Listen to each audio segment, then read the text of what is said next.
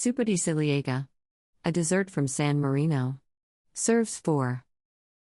You will need 6 ingredients.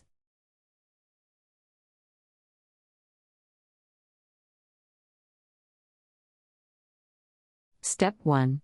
Put all ingredients in a pot, bring to boil and let cook for about 10 minutes.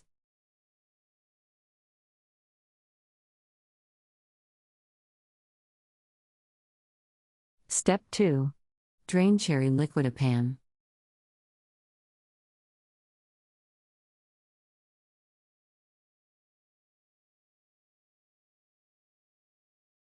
Step 3. Cook the cherry liquid to make it slightly syrupy.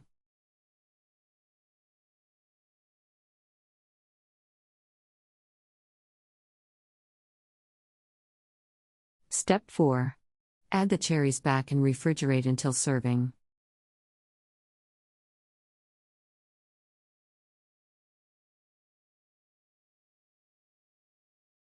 Country reports, culture, countries, travel.